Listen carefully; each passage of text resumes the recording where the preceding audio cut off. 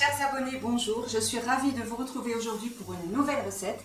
Et pour changer de registre, on va cette fois réaliser une recette salée. Donc je vous propose de réaliser une recette qui peut être présentée en entrée pour le repas de Noël ou de Nouvel An. Donc là on est bien ciblé sur les fêtes. C'est le tartare de noix de Saint-Jacques à la clémentine corse. Vous verrez, c'est une recette qui est simplissime à réaliser.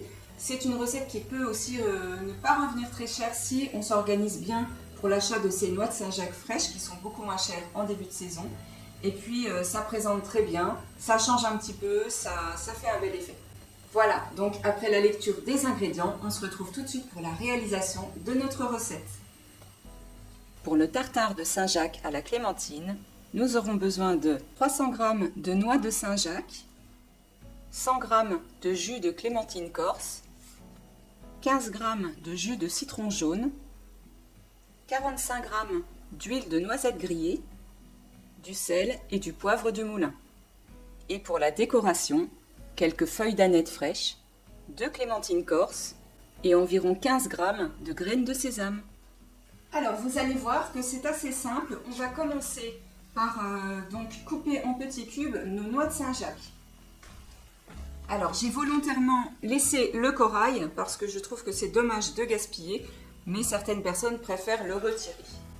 On va couper en petits cubes et on va réserver ceci dans un petit saladier. Donc,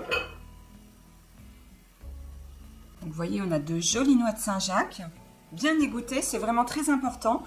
Il faut vraiment les laisser bien s'égoutter, qu'il n'y ait pas de jus qui s'échappe.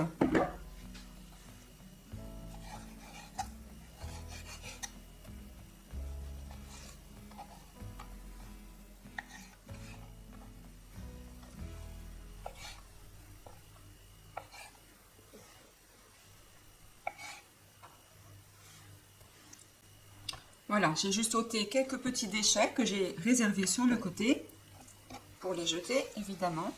Et puis j'ai terminé donc de couper mes petits cubes que j'ai coupés quand même assez gros parce que j'aime bien qu'il y ait un petit peu de mâche dans mon tartare. Si c'est coupé trop fin, c'est quand même la noix de Saint-Jacques, elle est assez délicate. Il faut quand même qu'on la sente quand on la déguste. On les réserve et on passe à la suite. Alors vous allez voir que la suite va être encore plus simple. Donc on va mélanger le jus de clémentine corse dans un récipient. La clémentine corse, c'est vraiment le meilleur choix que l'on puisse faire pour cette recette. Elle est très parfumée, elle est très juteuse, vraiment elle a très bon goût.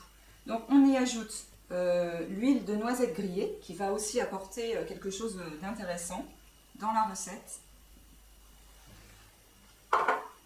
Ensuite le jus de citron. C'est un assaisonnement en fait. Et on va saler et poivrer à notre convenance. On aura certainement besoin de goûter entre deux.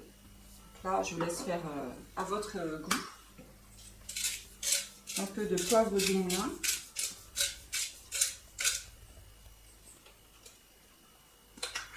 Et puis on va mélanger le tout.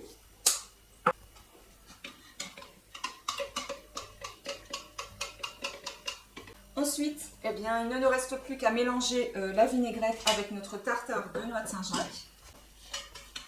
Je déverse la totalité sur le tartare. On mélange.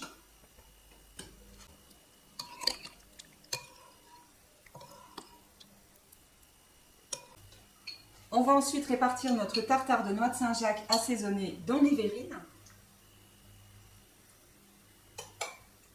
Moi j'ai prévu pour 6 personnes, il faut que ça reste une entrée assez légère.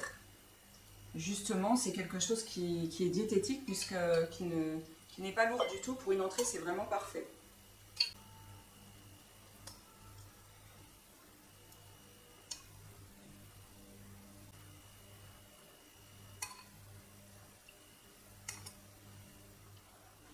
Eh bien, on se retrouve pour la fin de notre recette, la décoration. Alors très simplement, on va y déposer des quartiers de clémentine de Corse, et puis des petites graines de sésame, et puis aussi des petites branches d'aneth. Alors je commence par les quartiers de clémentine de Corse. Donc je vais en disposer 2 par verrine.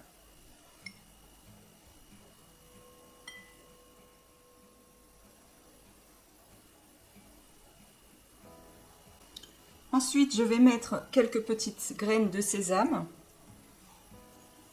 histoire d'apporter un petit peu de croustillant.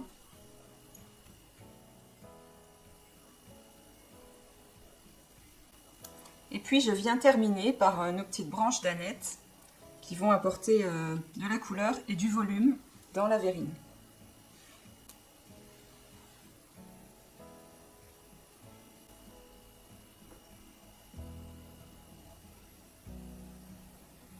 Et pourquoi pas y déposer quelques tranches de pain aux céréales finement coupées pour accompagner cette petite entrée délicieuse.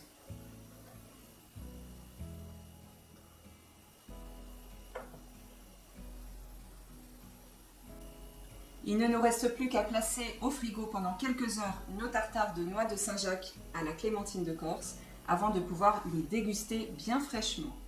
Chers abonnés, comme promis, la recette a été super rapide, très facile à réaliser. Et regardez ce joli petit résultat que je vous montrerai d'un petit peu plus près après la vidéo avec les photos. Je vous souhaite de passer de joyeuses fêtes. Je vous retrouve bientôt évidemment en 2023 pour de nouvelles vidéos. En attendant, passez une très belle fin d'année. À bientôt!